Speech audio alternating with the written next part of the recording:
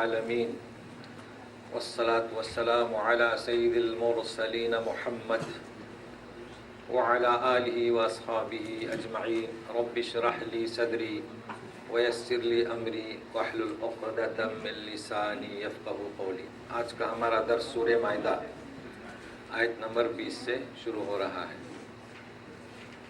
اعوذ باللہ من الشیطان الرجیم،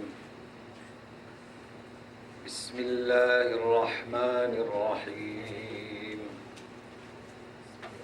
وَإِذْ قَالَ مُوسَى لِقَوْمِهِ يَا قَوْمِ اذْكُرُوا نِعْمَةَ اللَّهِ عَلَيْكُمْ إِذْ جَعَلَ فِيكُمْ أَنْبِيَاءَ وَجَعَلَكُمْ مُلُوكًا وَآتَاكُمْ مَا لَمْ يُؤْتِ أَحَدًا مِنَ الْعَالَمِينَ۔ وَإِذْ قَالَ مُوسَى، اس وقت کو یاد کرو۔ اذ زمانہ بتاتا ہے، یعنی وہ زمانہ۔ اس کے پہلے اہل کتاب سے خطاب ہوا، یا اہل الکتاب کتاب۔ اب پچھلے ان کے بھی باپ دادا کا قصہ سنایا جا رہا ہے۔ کہا موسیٰ نے اپنی قوم سے، لقومہ، یا قومی، اے میری قوم کے لوگوں۔ جبکہ یا قوم کے معنی ہوتے ہیں اے قوم، چونکہ مصحف عثمانی میں یا محذوف ہے، لہذا یا نہیں لکھی جاتی۔ یہاں پر ہے یا قومی، تو ترجمہ ہوگا اے میرے قوم کے لوگوں۔ اذکروا نعمت اللہ،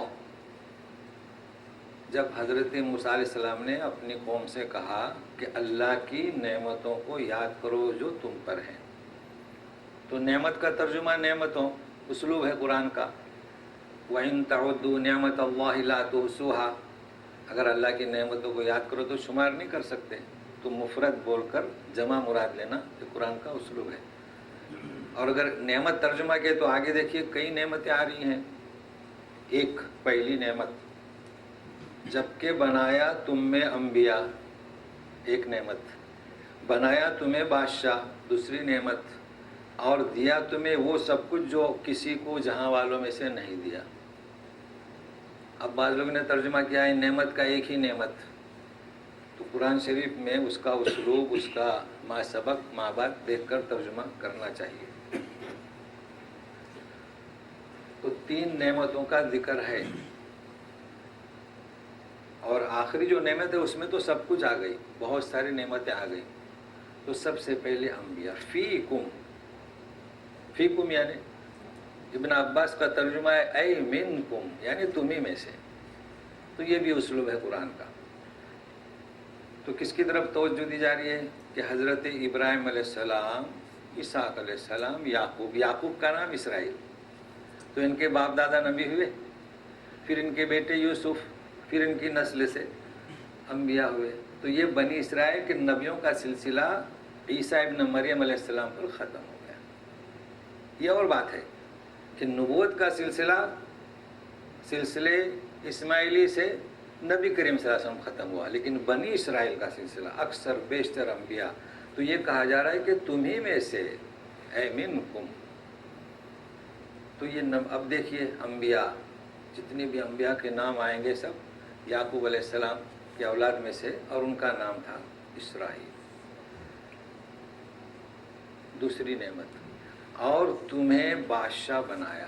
تو تم میں سے ہر ایک کو نہیں بادشاہ بنایا، تمہیں یعنی تمہارے باپ داداؤں کو، تمہارے بھائیوں کو۔ تو دیکھیے آپ کہ بنی اسرائیل میں کتنے بادشاہ گزرے، کسی کو نبوت سے نوازا، کسی کو بادشاہت سے نوازا، تو کسی کو نبی کو بادشاہت بھی دے دی، جیسے سلیمان علیہ السلام، داؤد علیہ السلام، ابراہیم علیہ السلام، یعقوب علیہ السلام، یوسف علیہ السلام۔ تو کسی بادشاہ کو نبوت بھی دے دی۔ اچھا، تیسرا، اور بہت کچھ نعمتیں دے دیں جہاں والوں میں تمہیں۔ تو یہ جہاں کون سا، اور نبوتیں اور نعمتیں کون سی؟ بنی اسرائیل کو ساری مشرک قوموں پر فضیلت بخشی تھی، اس لیے کہ کوئی مجوس پرست تھا، کوئی آتش پرست، کوئی پتھر پرست، تو انہیں فضیلت تھی اس وقت جہاں میں جتنی بھی مخلوق تھی. یہ اور بات ہے کہ نبی کریم صلی اللہ علیہ وسلم کی اس امت مسلمہ کو فضیلت دی گئی، مگر اس وقت تو یہ امت تھی نہیں، تو فضیلت. اور نعمتیں ان پر کیا نعمتیں، فرعون کے چنگل سے نکالا، سمندر پار کیے، پانی کے چشمے نکالے، یہ نعمتیں، کئی نعمتیں. تو 3 چیزیں ہوئی، انبیاء اور بادشاہ، اور ایسی نعمتیں جو ہم نے کسی کو نہیں دی. اب پہلا پس منظر سنیے گا اس آیت کا کہ اللہ تبارک تعالیٰ نے بذریعہ موسیٰ کے اپنی قوم کو سنایا تو بادشاہ کو نعمت میں شمار کیا. ملوکا کہ جس طریقے سے نبوت کو بھی انعام قرار دیا، اسی طرح سے بادشاہت کو بھی انعام قرار دیا. آیت ہمارے سامنے ہے، نعمت اللہ جعل منکم انبیاء فیکم انبیاء و ملوکا. اب قرآن سے تعلق رکھنے والے اگر یہ پوچھیں کہ بادشاہت اچھی، تو ظاہر ہے کہ اس کا مطلب کیا؟ اس کا مطلب یہ ہوا کہ قرآن سے دوری. کلام پاک میں صراحت سے لکھا ہوا ہے. پھر یہ سوال کیوں کر پیدا ہوتے ہیں کہ بادشاہت اچھی یا بادشاہت بری؟ چونکہ بادشاہت کو انعام قرار دیا گیا ہے. لیکن بات کیا ہے کہ ہماری محفلیں، ہماری مجلسیں، ہمارے مواعظ حسنہ قرآن سے ہٹ کر تو سمجھ میں کہاں ہے؟ مرکز تو ہمارا قرآن ہے، قرآن میں فہم ہے، سب کچھ ہے. اور پھر عجب ہے کہ ہمارے سیاست ہو چاہے دینی مجلسیں ہوں، مجلسیں بھی غیروں کی، ساقی بھی ان کا، آنکھیں صرف ہماری. دیکھ رہے ہیں سیریل، فلمیں، سب انہی کی تخطیط ہے، کوشش ہے.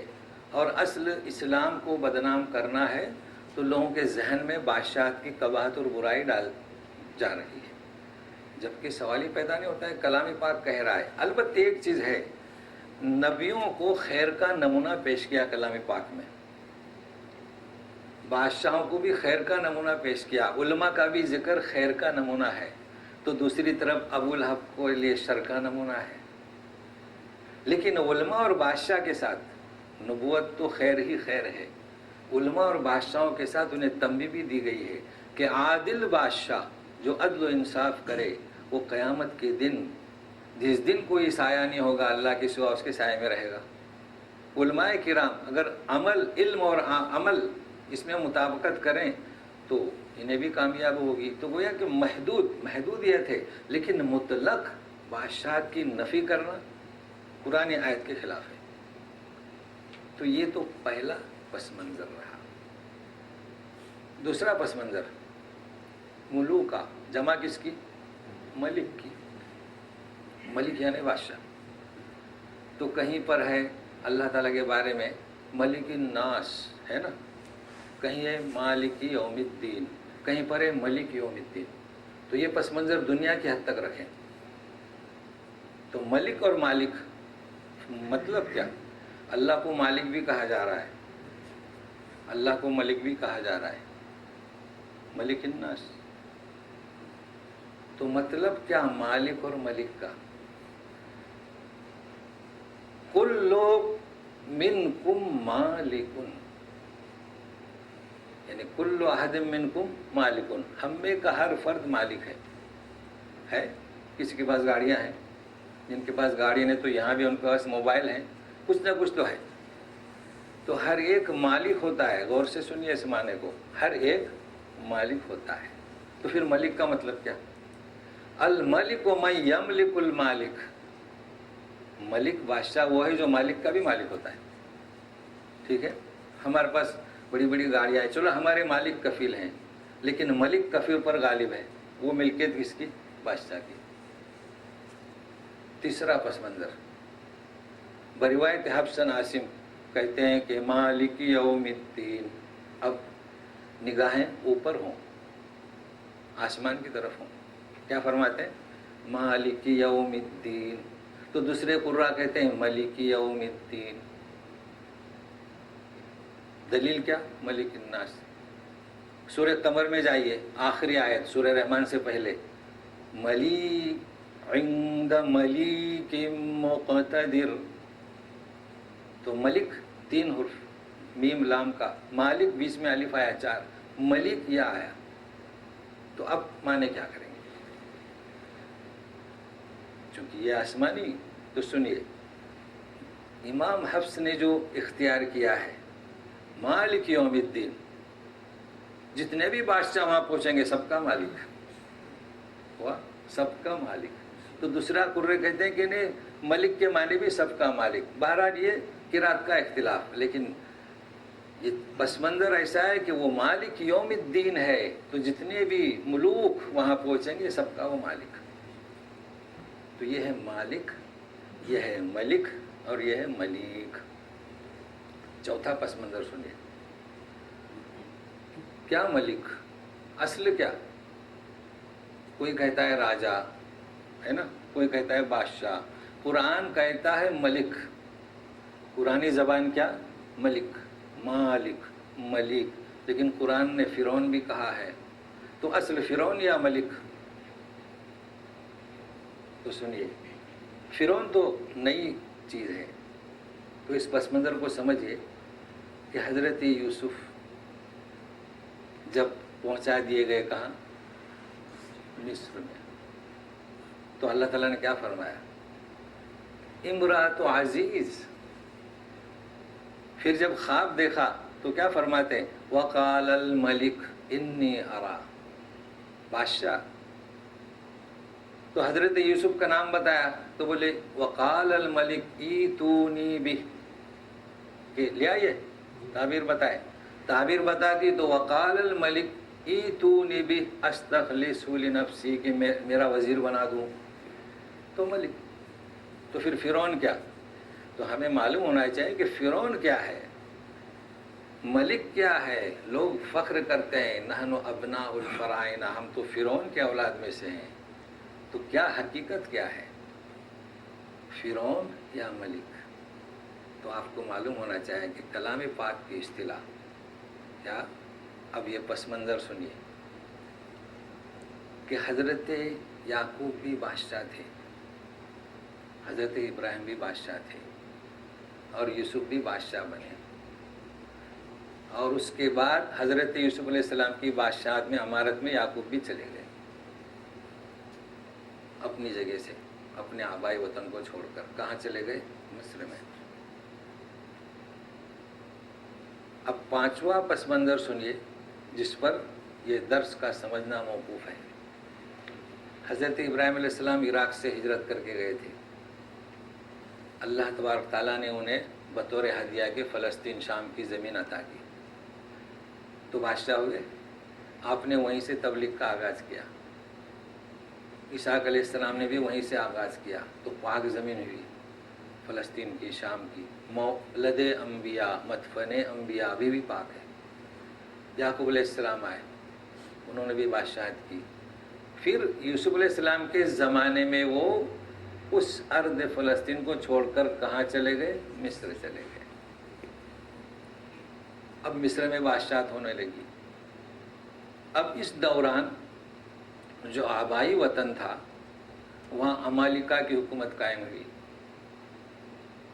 اور مصر میں فرعونیت آ گئی، انحطاط عمل میں کوتاہی، توحید سے انحراف اور بدعملی کی وجہ سے اسرائیلیوں کی حکومت ختم ہوئی اور فرعونیت آ گئی۔ تو اصل کیا؟ ملک، بادشاہت، ملک۔ فرعونیوں نے قبضہ کیا اور اسرائیلیوں کو محکوم بنا دیا،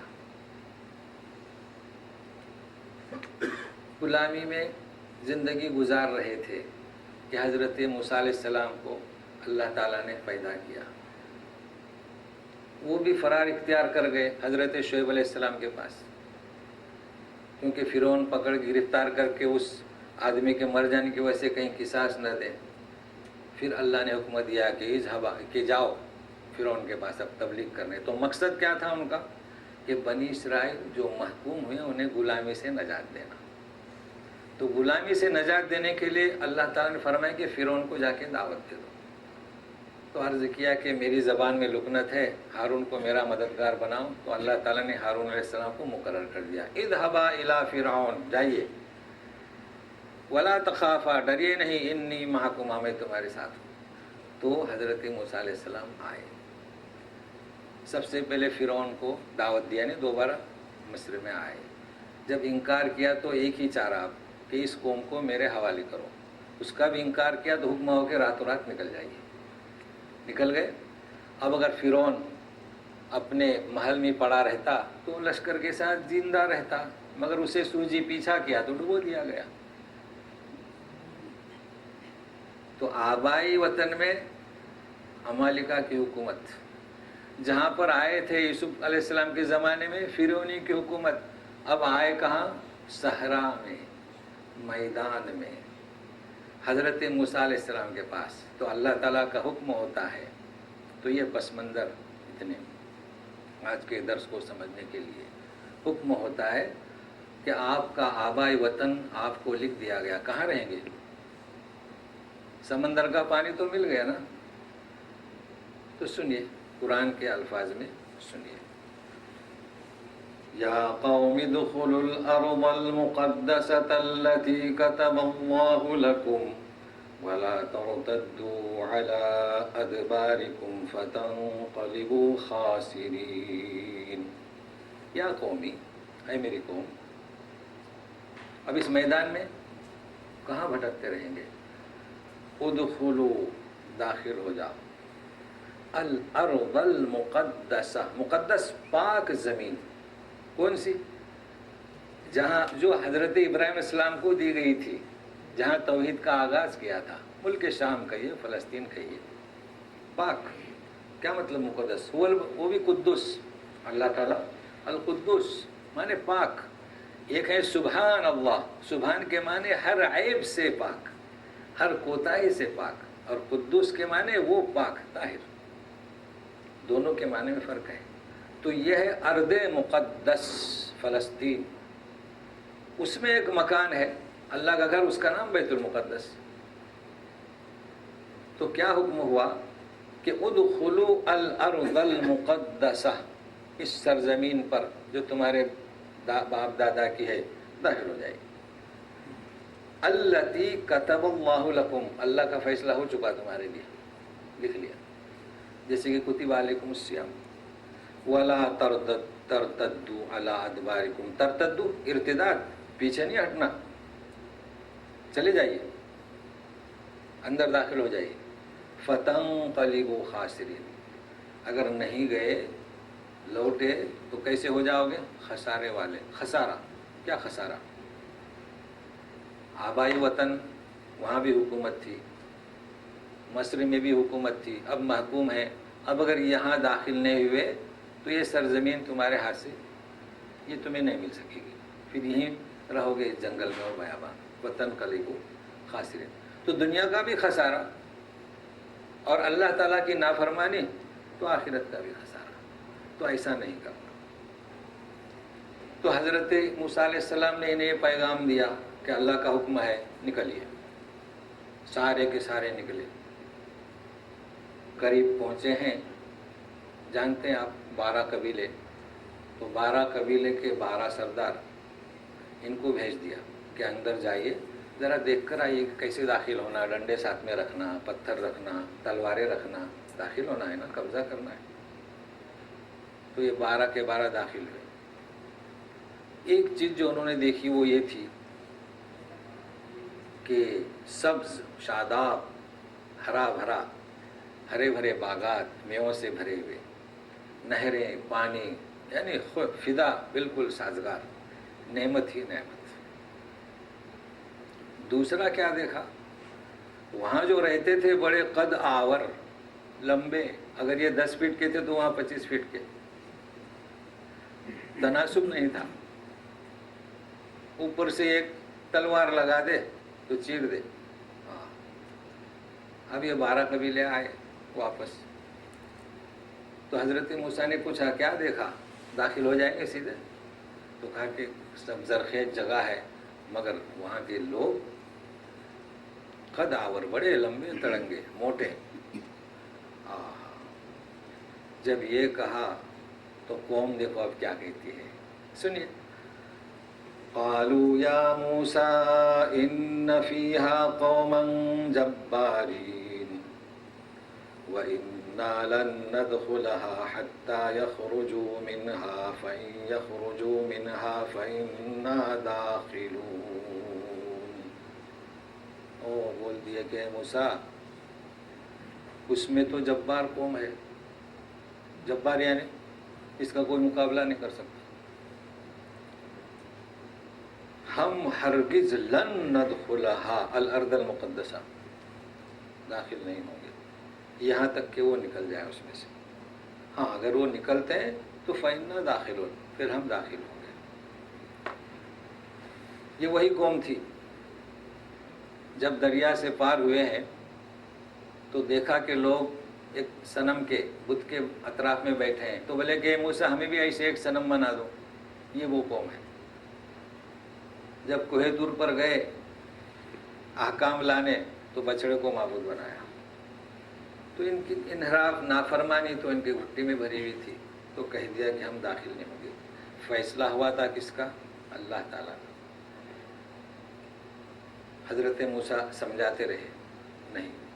تو 2 آدمی جو 10 تھے نا قبیلے کے سردار، 12 قبیلے کے سردار 12، تو اس میں سے 2 آدمی، ایک کا نام یوشع بن نون اور ایک کا نام غالب بن یوحنا، کیا کہتے ہیں سنیے. قال رجلان من الذين يخافون أنعم الله عليهما ادخلوا عليهم الباب فإذا دخلتموه فإنكم غالبون وعلى الله فتوكلوا إن كنتم مؤمنين. 2 آدمیوں نے کہا قال رجلان، تو قاعدہ جان لیجئے، رجل ایک مرد، وجاء من اقصى المدینة رجل، ایک آدمی دوڑتا ہوا آیا. رجلان 2، یہ عربی کے قواعد ہے. اور رجال لا تلہیہم، رجال اس کی جمع، تو رجالون نہیں جمع ہے، رجل رجلان رجال. تو 2 آدمیوں نے کہا، لیکن اب ترجمے میں خیال رکھیے، جب بھی میں پہلا ترجمہ بتاؤں گا تو اس میں قباحت ہوگی. تو سنیے، 2 آدمیوں نے کہا جو ڈرتے تھے. 12 قبیلے والے گئے تھے نا، 12 قبیلے کے 12 آدمی، تو سب ڈرتے تھے. تو ان میں سے جو ڈرتے تھے، تو ترجمے میں قباحت ہے. کیوں کہ انعم اللہ علیہما، پھر دونوں نے کیا کہا کہ ادخلوا علیہم الباب، ڈریے نہیں، دروازے میں داخل ہو جائیے، آپ کے داخل ہوتے ہی آپ غالب رہیں گے. تو یہ ڈرنے والوں کی بات نہیں ہے. تو ترجمہ کا خیال رکھیے. تو یوں ترجمہ کیجئے، کہا 2 لوگوں نے، من الذین یخافون، جو خدا ترس تھے، یعنی کہ جو اللہ سے ڈرنے والے تھے، نہ کہ وہ عمالقہ سے ڈرنے والے تھے. پھر کیا فرمایا؟ انعم اللہ علیہما، انعام دونوں پر ہما. وہ کیا انعام تھا؟ مخافت اللہ، اللہ کا خوف، نہ کہ مخافت عمالقہ. تو یہ ترجمہ خیال میں رکھیے کہ ان لوگوں نے کہا، 2 مردوں نے، 12 قبیلوں کے جو سردار تھے ان میں سے 2، یوشع بن نون اور کالب، اور جن پر اللہ نے نعمت ادا کی. آپ گھبرائیے نہیں، ادخلوا، بس جہاں آپ داخل ہوئے دروازے سے وہ زیر ہو جائیں گے. فَإِنَّكُمْ غَالِبُونَ، تم غالب ہو جاؤ گے. اچھا، وَعَلَى اللَّهِ فَتَوَكَّلُوا، اللہ ہی پر بھروسہ کرو. اگر تم مومن ہو، تو مومن تھے تو کیا توکل کرو. توکل، ایک تو عمالقہ بڑے بڑے قداور، تو یہ ظاہری چیزوں کو دیکھ کر ڈرنا توکل کے خلاف ہے. تو توکل کیا ہے؟ اللہ پر یقین، اسباب کو نہ دیکھیں، اللہ پر بھروسہ کرنا. یہ ایمان کی صفت، یہ ایمان کی خاصیت، یہ ایمان کی منطق اور یہ ایمان کا تقاضا. تو ان میں ایمان تھا. تو اپنے بھائیوں سے کہہ رہے ہیں کہ فَتَوَكَّلُوا إِن كُنتُم مُؤْمِنِينَ. تو یہ ہے توکل. جواب دیا انہوں نے، اس نصیحت کا بھی کوئی اثر نہیں. سنیے، قالوا یا موسیٰ انا لن ندخلها ابدا ما داموا فیہا فاذهب انت وربك فقاتلا انا ہاہنا قاعدون. بولے کہ اے موسیٰ ہم ہرگز داخل نہیں ہوں گے. پہلے آیت میں ابدا نہیں ہے، یہاں ابدا کا اضافہ کر دیا. پہلے حکم تھا کہ داخل ہو جائیے، اب دونوں نے سمجھایا کہ فتوکلوا، تو کہتے ہیں کہ لن ندخلا ابدا، ہرگز ہرگز کبھی بھی داخل نہیں ہوں گے. ما داموا فیہا، جب تک کہ ان میں ہیں. اچھا سوء ادبی دیکھیے، بدتمیزی دیکھیے. اے موسیٰ فاذهب انت وربک، تم اور تمہارا اللہ دونوں جاؤ، فقاتلا، دونوں لڑو، ہم یہاں بیٹھے انا ہاہنا قاعدون. دیکھیے کیسے سوء ادبی اپنے نبی سے کہہ رہے ہیں جو انہیں بچا کر لائے فرعون کے چنگل سے. امام بخاری نے یہ بیان کیا ہے کہ نبی کریم صلی اللہ علیہ وسلم نے جنگ بدر کے موقع پر مشورہ کیا تھا. وہاں بھی ظاہری اسباب کم تھے، یہاں ایک تو ادھر تین. تو صحابہ سے پوچھا، مشورہ کیا، تو صحابہ کرام نے وہ توکل، اللہ پر اعتماد اور ظاہری اسباب وسائل کو نہیں دیکھا، اور فرمایا کہ اللہ کے رسول، اور اپنے شرکت کا اظہار کیا، اور یہ بھی کہہ دیا کہ جو بنی اسرائیلیوں نے موسیٰ کو جواب دیا تھا ہم ایسا جواب آپ کو نہیں دیں گے. تو انا ہاہنا قاعدون. اب دیکھیے نبی ہیں، کیا ہے نبی. نبی ان کا یہ جواب سن کر بے بس ہو جاتا ہے. تو اپنی بے بسی میں سنیے کیا کہتا ہے. قال رب انی لا املک الا نفسی واخی ففرق بیننا وبین القوم الفاسقین. ربی یعنی ربی، اے میرے رب، میں تو اختیار رکھتا ہوں میرا اور میرے بھائی کا. تو بھائی کا کیسے اختیار؟ کوئی اپنے بھائی کا اختیار نہیں رکھتا. یہاں اس لیے کہ اللہ ہی نے مقرر کیا تھا. تو جسے اللہ نے مقرر کیا اور موسیٰ کی فرمائش پر، وہ تو اختیار تھا، وہ کبھی نافرمانی نہیں کر سکتے. تو سنیے فَفْرُقْ بَيْنَنَا، کیا اب ہم میں جدائی کر دے. یہ فاسق قوم ہو گئی. بیننا، ہم دونوں، وبین القوم الفاسقین. فاسق کیوں؟ چونکہ انحراف کیا، رسول کی نافرمانی کی، اللہ کی نافرمانی کی، کھلا ہوا حکم تھا، لہذا یہ فاسق ہوئے جو تمرد کرتا ہے. اب غور سے سنیے، ترجمے بہت سارے ہیں، بہت ساری تفسیریں ہیں، مگر تحقیق تو کریں. لوگوں کا ایک دماغ ذہن بن گیا تقلید کرے. ماشاءاللہ کیا کرتے ہیں تو ترجمہ پڑھتے ہیں. اچھا ترجمہ غلط بھی ہو سکتا ہے نا. نہیں تو کیا نہیں، ہم تقلید نہیں کرتے، ہم اہل حدیث ہیں. کیا تو ہم سلفی ہیں، توحید ہیں، محقق کی تو بات ہی نہیں کرتے. محقق بنیے. کیا بنیے؟ محقق. ریسرچ کیجیے. یہ باتوں سے کوئی فائدہ نہیں، نہ تقلید سے، نہ ہم فلاں ہیں نہ فلاں ہیں. تو سنیے بھی تحقیق. بیننا و بین القوم الفاسقین، جدا کر دیجیے. دعا کر رہے ہیں کون؟ حضرت موسیٰ. دعا قبول ہوئی؟ ذرا غور کریں آیت پہ. جی تو تفسیر میں آپ کو لکھا ملے گا کہ دعا قبول ہوئی، لیکن یہ بھی ملے گا کہ دعا قبول نہیں ہوئی. تو ابھی کس کی تقلید کریں گے؟ اس لیے میں کہہ رہا ہوں کہ تقلید کرتے ہیں یا سلفی بنتے ہیں یا کیا بنتے ہیں. میں کہتا ہوں تحقیق، محقق بنے. تو سنیے، تفریق رسول میں اور قوم میں کب ہوتی ہے؟ جب قوم کی ہلاکت کا وقت آتا ہے. حضرت لوط علیہ السلام اور قوم میں تفریق ہوئی، حکم ہوا کہ راتوں رات نکل جائے، ہلاک ہوئی قوم. حضرت صالح علیہ السلام کے ساتھ بھی ایسا ہوا. یہاں قوم ہلاک نہیں ہوئی تو تفریق نہیں ہوئی. موسیٰ کی یہ دعا قبول نہیں ہوئی بلکہ انہیں سزا ملی.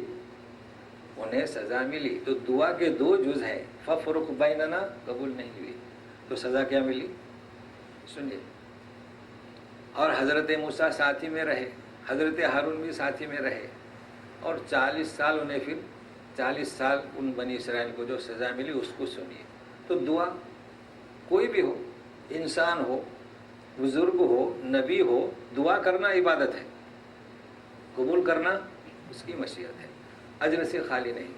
تو سنیے، قال فإنها محرمة عليهم 40 سنة، بات ختم ہو گئی، وقف ہو گیا۔ فرمایا کہ وہ ارض مقدسہ ان کے انحراف کی بنا پر اور حضرت موسیٰ کی دعا کی بنا پر 40 سال حرام۔ بات ختم ہو گئی۔ سنیے، یتیہون فی الارض، یتیہ، تیہ زمین کا نام ہے، جیسے سینا، وہ تیہ میں رہیں گے، 40 سال تیہ میں بھٹکتے رہیں گے۔ اچھا، قال فإنها محرمة عليهم، یہاں بات ختم ہو گئی، جواب ملا وہ ان پر حرام، ارض مقدسہ وہ ان پر حرام، 40 سنة یتیہون فی الارض، 40 سال تیہ کی جگہ میں ہی بھٹکتے رہیں گے۔ بات ختم ہوئی، معنی سمجھ میں آئے، کوئی دشواری نہیں، بات وہی ہے۔ لیکن اگر آپ اس طرح پڑھیں محرمۃ علیہم، حرام ہے، پھر کہیں 40 سنہ، 40 سال، پھر کہیں یتیون فی الارض، تو معنی میں قباحت آئے، یا تو عربین کو ادھر ملائیے یا ادھر ملائیے۔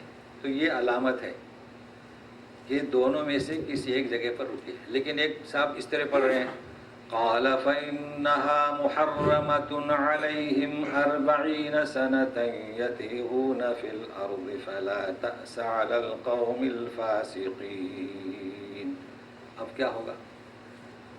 چونکہ وہ قاری معنی کے مفہوم سمجھنے والا ہے، وہ پڑھتا ہے، وہ اپنے معنی کا تعین کرتا ہے، تو اس کے لیے نہیں ہے یہ۔ جو معانی نہیں جانتے انہیں چاہیے کہ آیت کا تعین ایک طرف کریں۔ تو چلیے ابھی 40 سنہ، تیہ میں بھٹکتے رہے، اس 40 سال میں پھر وہ جو اصل جو اس وقت موجود تھے، جو نافرمانی کرنے والے، آگے آگے ان کا انتقال ہوا کہ انہیں اب یہ نصیب نہیں ہوگی، محروم کر دیے گئے، انہیں نصیب نہیں ہوگی، انہیں محروم کر دیا گیا۔ ان کی اولاد حضرت ہارون علیہ السلام، حضرت موسیٰ علیہ السلام بھی وفات کر گئے، اور پھر یوشع علیہ السلام ان کی قیادت میں اس بستی میں پھر یہ داخل ہوئے۔ اب اس بستی کی تاریخ ہمیں نہیں بیان کرنا ہے، اسرائیلیوں کو ملی، پھر صلیب لے کے گئے، پھر اسلام، یہ تو ہمارا مقصد نہیں، لیکن یہ ہے ارض مقدس جس میں ہے بیت المقدس، یہ مولد انبیاء، نبیوں کے پیدا ہونے کی جگہ، یہ مدفن انبیاء، یہ نبیوں کے دفن ہونے کی جگہ، یہ حشر کی جگہ۔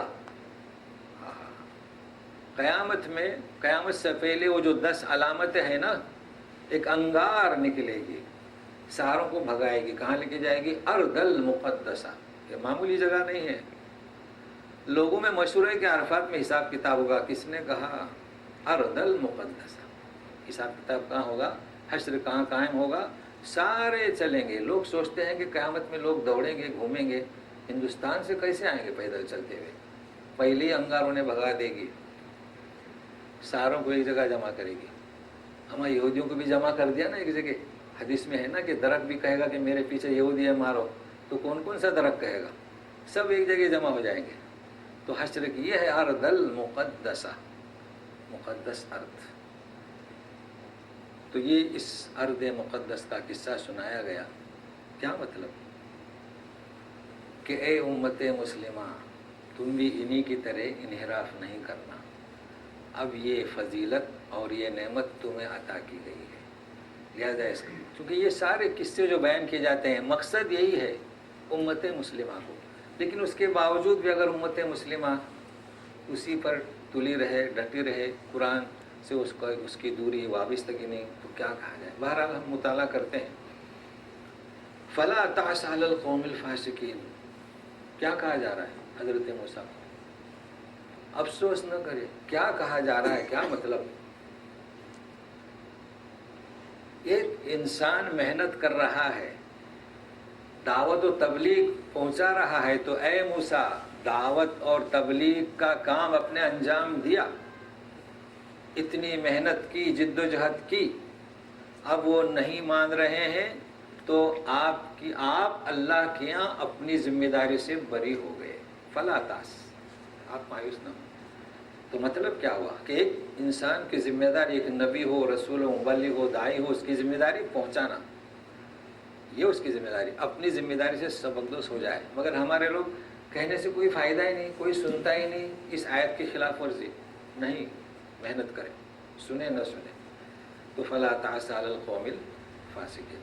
اب سنیے، یہ بھی کہا جا رہا ہے کہ اب ایک قصہ آ رہا ہے، اس میں بھی بڑا درس ہے، جتنا ہو اتنا کرتے ہیں. تو سنیے، وَاتْلُ عَلَيْهِمْ نَبَأَ ابْنَيْ آدَمَ بِالْحَقِّ إِذْ قَرَّبَا قُرْبَانًا فَتُقُبِّلَ مِنْ أَحَدِهِمَا وَلَمْ يُتَقَبَّلْ مِنَ الْآخَرِ قَالَ لَأَقْتُلَنَّكَ قَالَ إِنَّمَا يَتَقَبَّلُ اللَّهُ مِنَ الْمُتَّقِينَ. جی، جن کے پاس ہندی قرآن شریف ہوگا نا وہ پریشان ہو گئے ہوں گے، اس لیے کہ بالحق پہ میم ہے، وقف لازم ہے نا. جی، یہاں کے علماء نے میم نہیں لکھا ہے، تو ترجمے سے ابھی تحقیق کرتے ہیں. چلیے آپ وَتْلُو کے مطلب کیا بیان کیجیے، پڑھ کر سنائیے. نبأ ابنین آدم، آدم کے دو بیٹوں کا قصہ. بالحق کی وجہ سے اختلاف ہوا قرۂ ہندوستان اور قرۂ عرب میں، اس لیے کہ یہ جو نشانیاں ہیں نا یہ رسم عثمانی کی نہیں ہیں، حق کے ترجمے کی وجہ سے. تو سنیے ترجمہ. آدم کے بیٹوں کا جو قصہ رونما ہوا اس قصے کو بیان کر دو جب انہوں نے قربانی پیش کی. کوئی کبات ہوئی نہیں ہوئی، مگر مفہوم میں غلطی ہو گئی. انہوں نے بالحق کو حق کا ترجمہ کیا کہ آدم کے قصوں میں سے جو حق ہے وہ قصہ بیان کیا. تو حق تو ایک ہی تھا، دوسرا باطل تھا، اس لیے وہاں رک رہے ہیں بالحق. مگر یہاں حق و باطل نہیں پیش کیا جا رہا ہے، دونوں کو پیش کیا جا رہا ہے. ایک کو نمونہ خیر کا، رواداری کا، تو ایک کو شر کا اور ظلم و زیادتی کا. تو قصہ کیا ہے؟ دو بیٹوں کا، قابل اور حابل. آدم کے دو بیٹے تھے اور اس وقت کے دستور تھا حضرت آدم اور حوا پیدا کس سے ہوئی؟ حضرت آدم سے. اب یہ جو پہلا جو جوڑا ہوا ہے قابل کا، ایک لڑکا ایک لڑکی، تو ان کے ماں باپ کون؟ تو ماں باپ سوال ہی پیدا نہیں ہوتا ہے شادی کا. تو ایک ہی بطن سے، ایک ہی پیٹ میں رہے رحم میں، یہ بھائی بھائی. اب 1 سال کے بعد یا 2 سال کے بعد ایک دوسرا جوڑا ہوا تو ایک لڑکا ایک لڑکی. تو اس لڑکی کی شادی اس سے، اس لڑکے سے، تو لڑکی چھوٹی، اس لڑکی کی اس سے، تو لڑکی بڑی لڑکا چھوٹا. یہ سلسلہ چلتا رہا. تو یہ دو بھائی، ان کا قصہ. اب اس میں اختلاف کہاں ہوا کہ جو حابل تھا یا قابل جو تھا اس کے ساتھ میں لڑکی جو تھی وہ خوبصورت تھی، اور حابل کے ساتھ تھی وہ بدصورت، یعنی خوبصورت نہیں تھی.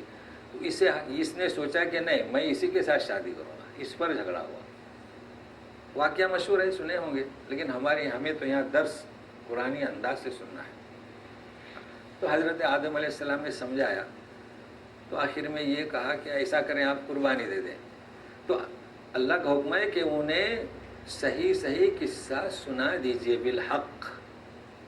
یہ نہیں کہ جو حق ہے وہ بات نہیں. اب اس میں نمونہ ہے ایک کا خیر، رواداری، نرمی، سنجیدگی، تبلیغ و دعوت، اور ایک کا کیا ہے؟ شر.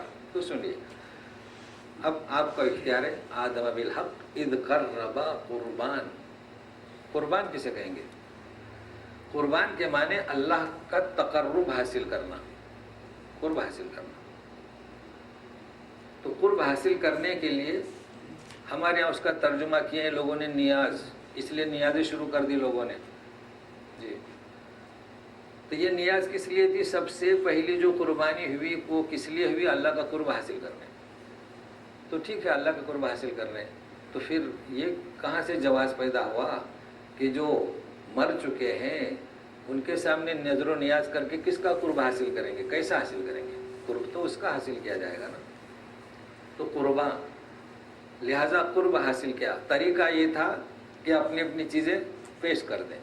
انگار آتی تھی، کھا جاتی تھی. یہ ہے قربان. تو پہلی قربانی، پہلا قربان جو چیز قبول ہوتی تھی اسے لے لیا جاتا تھا. تو حابیل کی قبول ہوئی، آگ نے جلا دی. قابل کی قبول نہیں ہوئی. پھر دوسری قربانی کون سی ہوئی؟ دوسری قربانی قبول ہوئی مگر لی نہیں گئی، لوٹا دی گئی. اس کے بدیل یعنی اس کے عوض دوسری لائی گئی ہے نا. حضرت ابراہیم نے بیٹے کو پیش کیا، قبول ہوا کہ نہیں ہوا؟ قد صدقت الرؤیا، مگر لیا نہیں گیا. تو پہلی قربانی لی جاتی تھی، دوسری قربانی لی نہیں گئی. اس کے بعد فدیناک بذبح عظیم، جنت سے مینڈا لایا گیا. تو تیسری قربانی، چلیے نبی کریم صلی اللہ علیہ وسلم قربانی کیے جانور، قبول ہوئی کہ نہیں ہوئی؟ جتنے بھی جانور خود ہی جھک جاتے تھے قبول ہوئی اور گوشت لوٹا دیا گیا.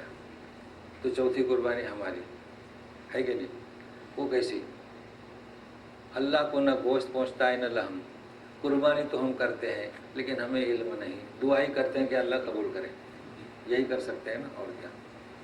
اس لیے کہ ہمیں علم نہیں، اس لیے فرما جائے کہ تقویٰ، تو تقویٰ پہنچتا ہے. تو بہرحال یہ قربا قربانا. تو جب بھی کوئی نذرانہ پیش کرتا ہے تو وہ باصلاحیت، وہ ذات وہ ہے فتقبل من احدہما، ایک کی قبول کی گئی. اس کا فعل نہیں، حابیل کا فعل نہیں تھا. قبولیت میں اس کا کوئی اثر ہے؟ قبول کی گئی، مجہول کا صیغہ ہے. وَلَمْ يُتَقَبَّلْ مِنَ الْآخَرِ، دوسرے سے قبول نہیں کی گئی. اب جو دوسرا تھا اس نے کہا کہ دیکھ اس بہن کے ساتھ تو شادی نہ کر، لَأَقْتُلَنَّكَ، میں ضرور تجھے قتل کر دوں گا. اب سنیے غور سے، یہ قصہ نہیں. وَاتْلُ عَلَيْهِمْ، وَاتْلُ عَلَيْهِمْ.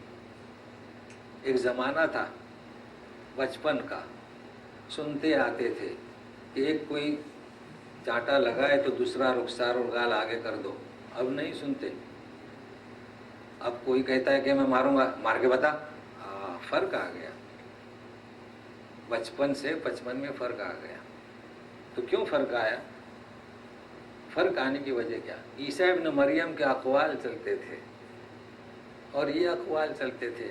دیکھیے اس نے کیا جواب دیا. یہ نہیں کہا کہ تو کیسے مارے گا، نہیں. تو ہماری قوم کہاں چلے گی؟ درس تو اس میں ہے. ہم اپنے بچوں کی تربیت کریں. جب کہتا ہے کہ مار کے بتا تو شیطان بولتا ہے چل مار کے بتا. ہوا کیوں؟ دیکھو کیا کہتا ہے. معمولی بات نہیں ہے، بچوں کو سمجھائیں. یہ کیا کہتا ہے؟ کیسا خیر کا نمونہ ہے. کہتا ہے کہ تو مجھے قتل کرے گا، انما یتقبل اللہ من المتقین. اس میں میرا کیا قصور؟ اللہ تعالیٰ تو متقین سے ہدیہ قبول کرتا ہے. کیسا اسلوب اس کا، کیسی سنجیدگی. پھر دیکھو اس کے جذبات کو بھی ٹھنڈا کرتا ہے. لئن بسطت الی یدک لتقتلنی. ابھی ہمیں قرات میں آپ کو الجھانا نہیں چاہتا ہوں. کیا؟ اگر تو نے میری طرف ہاتھ بڑھایا تاکہ قتل کرے، ما انا بباسط یدی الیک لیقتلک، میں تو تجھے قتل کرنے کے لیے ہاتھ نہیں بڑھاؤں گا. کیسے اس کا جذبہ ٹھنڈا کر دیا نا. یہ اسلوب. انی اخاف اللہ، مزید میں تو اللہ سے ڈرتا ہوں جو سارے جہانوں کا رب ہے. یہ کہہ دیا ہے نا خیر کا نمونہ. تو یہ نمونہ ہم اپنا ہے تو قتل غارت گری سے محفوظ رہیں. پھر کیا کہتا ہے؟ انی ارید ان تبوء باسمی واسمک فتکون من اصحاب النار وذلک جزاء الظالمین. خوف بھی دلا رہا ہے. پہلے سنجیدگی سے جواب دیا, کیسا اسلوب, تقبل اللہ, پھر کہہ دیا کہ میں تو اللہ سے ڈرتا ہوں, پھر خوف بھی دلا رہا ہے کہ میں تو چاہتا ہوں کہ تو میرے گناہ اور اپنے خود کے گناہ لے کر لوٹے. تبو باؤ بغضب من اللہ, اللہ کا غضب لے کر لوٹے. تو تبو باؤ اور تبو, تو لے کر جا میرا بھی گناہ اور تیرا بھی, اور تو کیا ہوگا اصحاب النار, یعنی ڈر. اور یہی سزا ہے ظالموں کی, مطلب تو قتل کرے گا تو ظلم زیادتی کرے گا. تو اسمی و اسمک, میرا بھی گناہ اور تیرا بھی گناہ.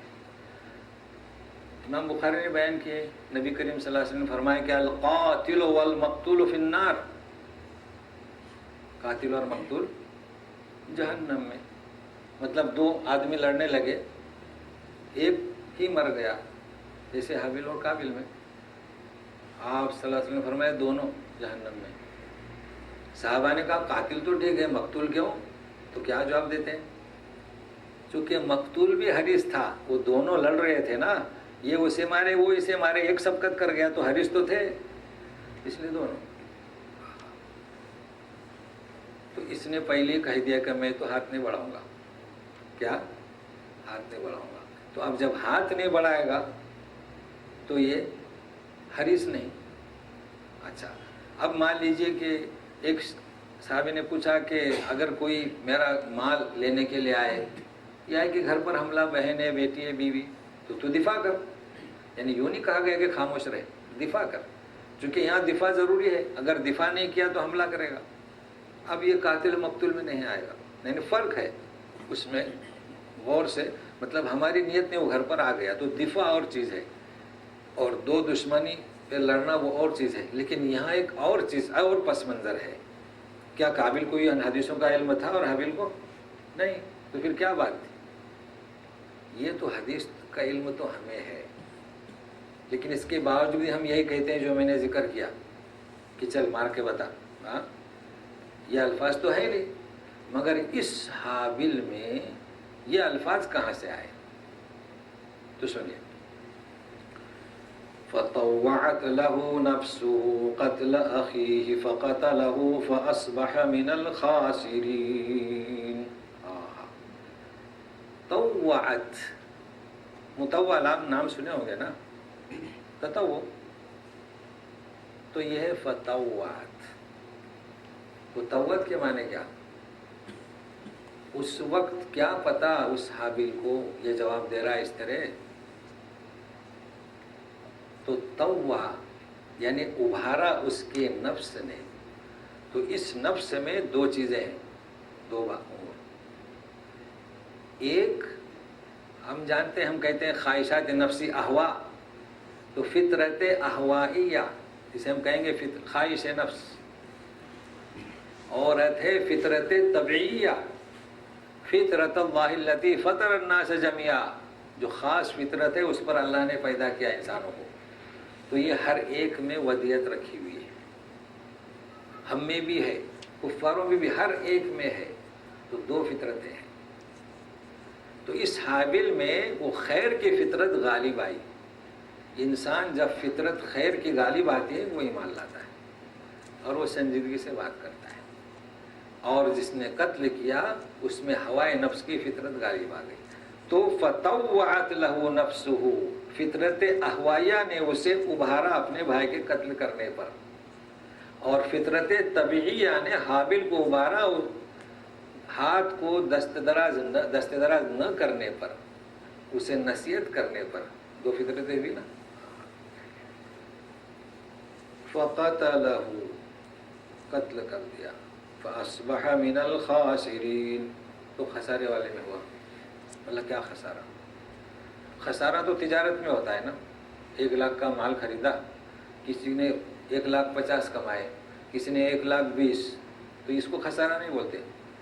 20 تو کمایا نا.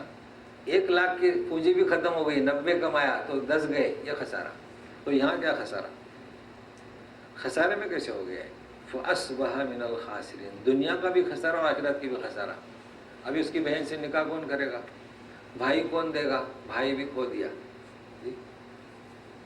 تو دنیا میں بھی خسارے والا ہوا اور آخرت میں بھی خسارے والا. تو سنیے، اسی قصے پر ختم کرتے ہیں. پشیمان ہوا، لاش سامنے پڑی ہے، کرے کیا؟ چونکہ اسے لے گیا تھا جنگل کی طرف، اب پریشان ہے. تو سنیے کیا ہوتا ہے اور غور سے سنیے، تحقیق کیجیے. فبعث الله غرابا يبحث في الأرض ليريه كيف يواري سوءة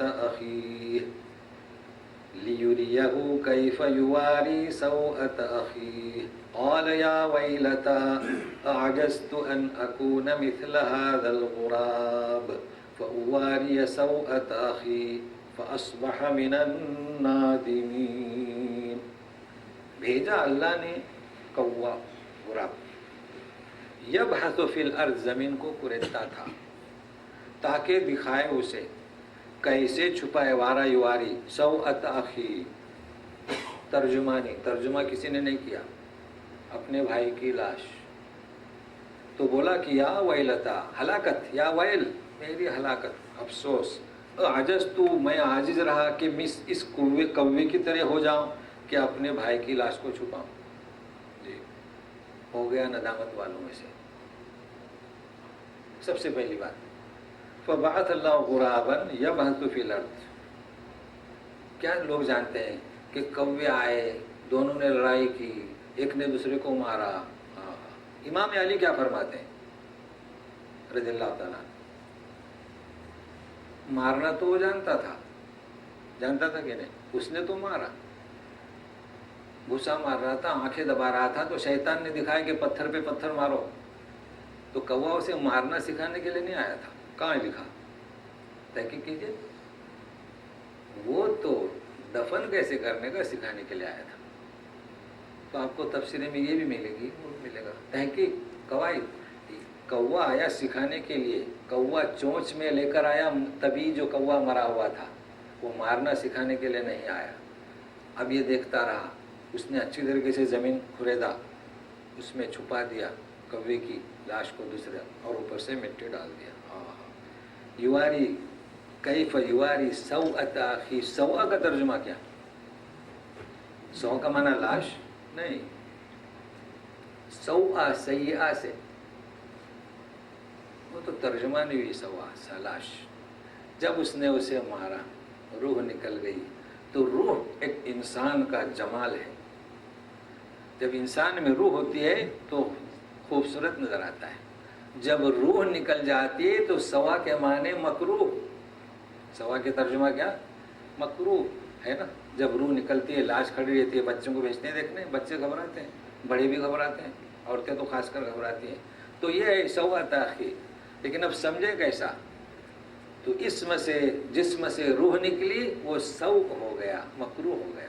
اسی لیے تو دفناتے ہیں، فارغ ہو جاتے ہیں اس سے جلدی. تو اب ترجمہ یہی کریں گے، سوءۃ اخی. تو کہا کہ میں عاجز اس سے، تو فاصبح من النادمین. نادم ہوا. کیا نادم ہوا؟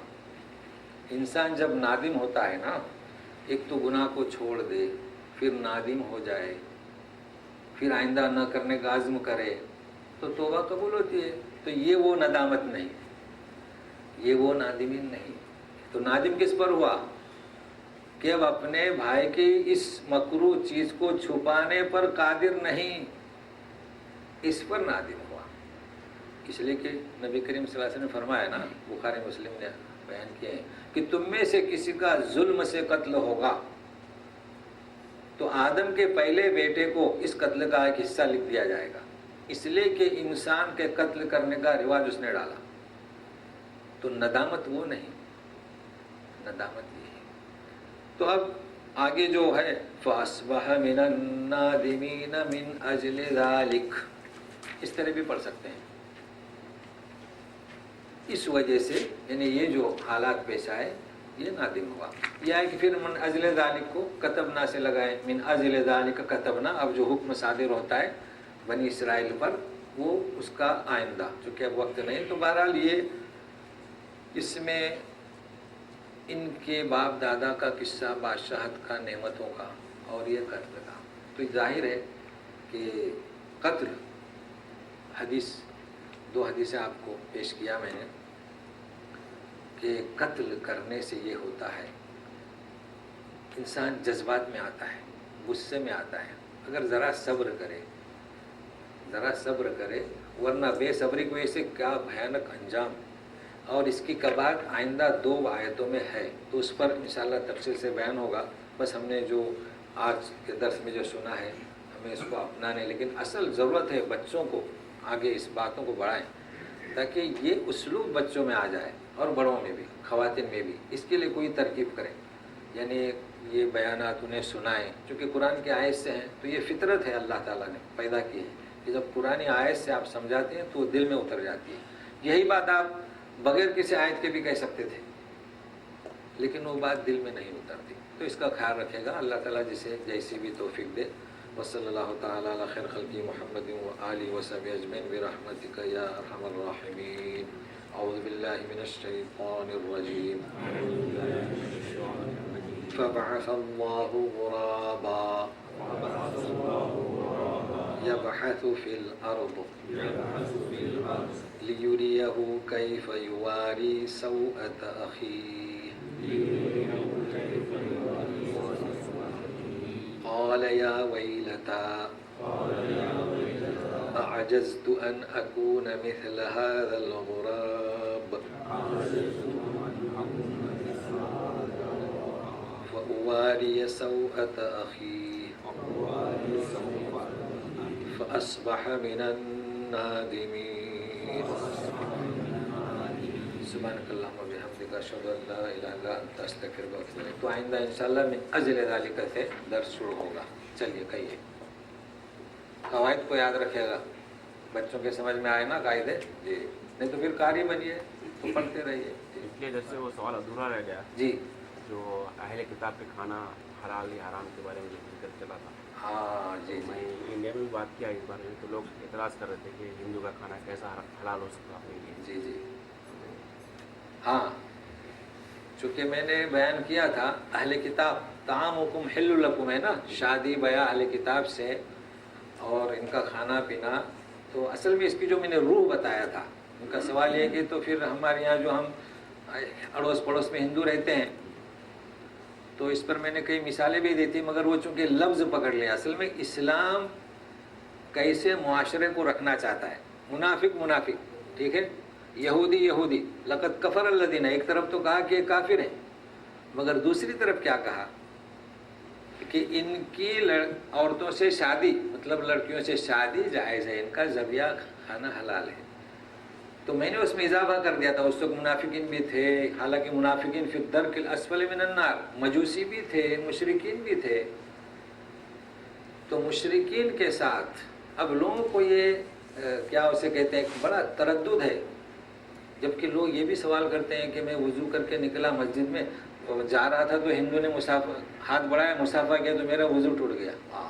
تو اصل روح کو سمجھے، اسلام کیا چاہتا ہے کہ چاہے ہندو ہو، چاہے مسلم ہو، سکھ ہو، عیسائی ہو، یہودی ہو، کرسچن ہو، بدھ مت ہو، دین ان کا علیحدہ ہے، مگر سوسائٹی سے الگ رکھنا نہیں چاہتا۔ اس بات کو سمجھے میری، کس سے؟ سوسائٹی سے علیحدہ کر رکھنا نہیں چاہتا۔ اگر سوسائٹی سے علیحدہ رکھیں گے تو ان کی دوری ہی ہوتے چلے جائے گی، جو مجوسی ہیں وہ مجوسی ہی رہیں گے، جو بدھ مت ہیں وہ بدھ مت ہی رہیں گے۔ تو سوسائٹی میں ملائیے، تو ملانے سے یہ ہوگا کہ وہ اپنے اخلاق اور معلومات دیکھیں، وہ بھی اسلامی دائرے میں شامل ہوں گے۔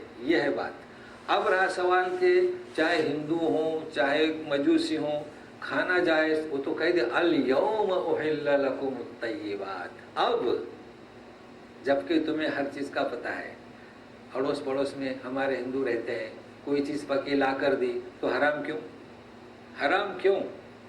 پڑوسی ہے، ہمارے یہاں قربانی کٹی، ہم نے اسے گوشت دیا، حرام کیوں؟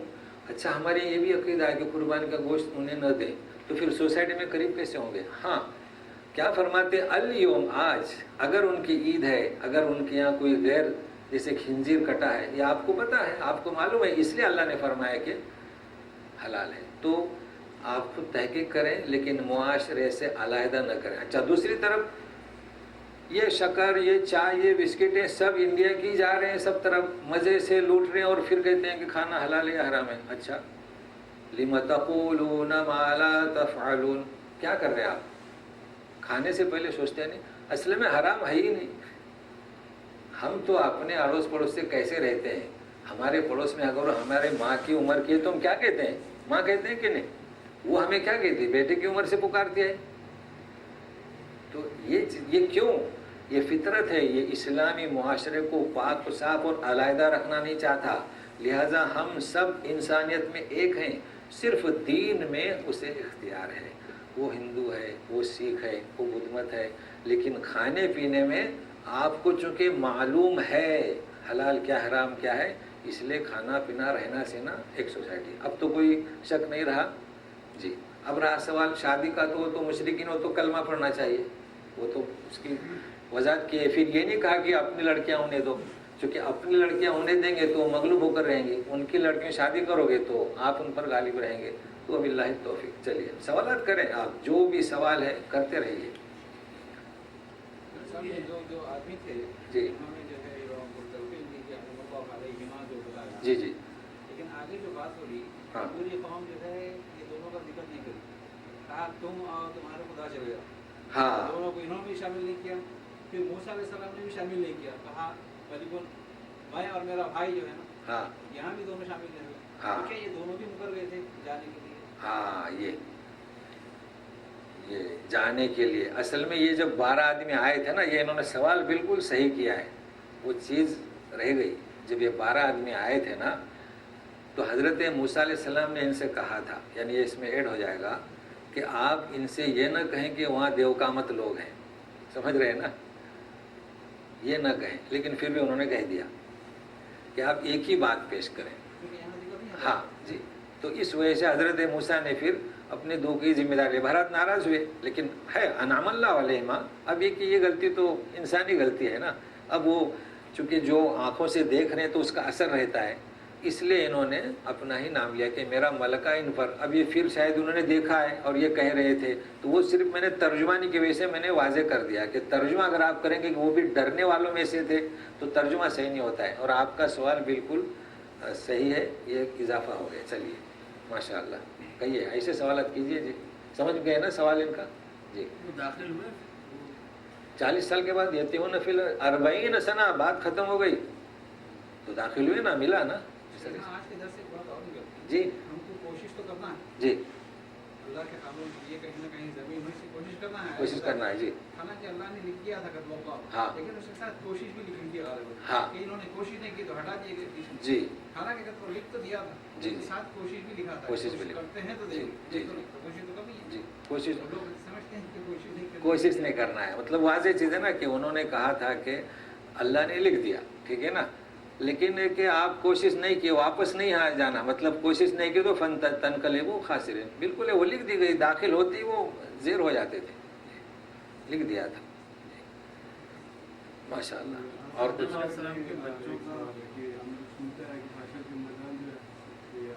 اسی لیے میں نے کہا جی ہاں یہ کتابوں یہ قرآن کو چھوڑ دیا نا. میں کہتا ہوں محفل بھی ان کی اور مجلس بھی ان کی اور ساقی بھی ان کا، آنکھیں ہماری. اس لیے وہ کہتے ہیں کہ عرفات میں ہوگا. اس کو یاد رکھیے گا. وہ ہمارے قرآن سے سیکھیں کہ حشر کا میدان کہاں ہے، وہیں ہوگا. حشر کا فلسطین، شام کا یہ فلسطین. اصل میں آپ لوگ کنفیوز کیوں ہو رہے ہیں بھائی؟ شام اور فلسطین ایک ہی ہے اصل میں. جیسے کہ یمن اور نجران ایک ہی ہے نا، تو وہ کنفیوز ہوتے ہیں لوگ. شام اور فلسطین ایک ہی ہے. ہاں جیسے کہ ہندوستان پاکستان ایک ہی تھا نا. اب چلیے بنگلہ دیش ہند پاکستان ایک ہی ہے. اب تقسیم ہوا. یہاں تک کہ آپ بھی لوگ کہتے ہیں کبھی پاکستانی قرآن کبھی نہیں کہتا کوئی. ہر تباہ ہندی ایسا کہتے ہیں. کیوں؟ تو وہ اصل تو ہندوستانی تباہ ہے. 2 ہی پرنٹ ہیں، عربی اور ہندی، اور کوئی تیسری پرنٹ نہیں ہے. سمجھ رہے ہیں نا؟ اس لیے میں ہمیشہ کہتا ہوں ہندوستانی قرآن تو پاکستانی حضرت ناراض نہ ہو. وہ یہ خیال رکھنا. اس میں تو جی آپ کیا کہہ رہے تھے؟ جی وہ حابل اور قابل کے جی پوائنٹ تھے کہ وہ ندامت، جی لیکن پورا قصہ جو آپ نے جو بتایا جی یہ یعنی کس بارے میں آپ نے جو بتایا کہ یہ آیا کہاں سے، کس نے بتایا؟ یہ اصل میں دیکھیے کئی چیزیں ایسی ہیں نا جو تواتر سے آپ لوگ میری ایک بات کو ہمیشہ سنے رکھیں، جو میں اصطلاح بتاتا ہوں اس کو نوٹ کر لیا کریں. کیا اصطلاحات؟ ایک چیز تواتر سے ہے تو آپ تواتر کو سوال نہیں کرنا چاہیے، تواتر سے چلا رہا ہے. سمجھ رہے ہیں نا کہ یہ حابیل قابیل اور یہ قصہ اور یہ تواتر سے، اور یہ حدیث میں ہے، موجود ہے نا، موجود ہے. اس کا کہنا ہے کہ احادیث میں بھی کون بتلایا کہانی؟ نہیں، یہ تواتر کا سوال نہیں کیا جاتا. تواتر میں بائبل میں ہے، لکھا ہوا ہے نا. اب میں وہ سارے حوالے کہاں بتاؤں؟ تورات میں ہے، ان کی کتابوں میں ہے نا، وہاں سے نقل کیا نا. ہاں، وہاں سے نقل کیا، وہاں سے نقل کیا. اور ضروری بھی نہیں، نبی کریم صلی اللہ علیہ وسلم کو الہام کے ذریعے بتلا دیا گیا ہے. جب کہا جا رہا ہے کہ وَاتْلُ عَلَيْهِمْ، کس سے بیان کیا جا رہا ہے وَاتْلُ عَلَيْهِمْ؟ سیکنڈ پرسن کون ہے؟ بس بات ختم ہو گئی.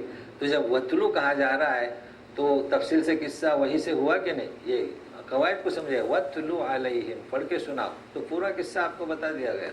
چلیے، تواتر یعنی آ رہا ہے زمانے سے. ہاں، کنٹینیو. جی کیا کنٹینیو ترجمہ؟ جی جو کنٹینیو چلا رہا ہے اس میں سوال نہیں کرنا. جی کہیے. جی نہیں، میں نے کہہ دیا نا ابھی آج، یہ صحیح. اصل میں ایک چیز کو میں نے کہہ دیا، وہ ریفرنس ہو گیا.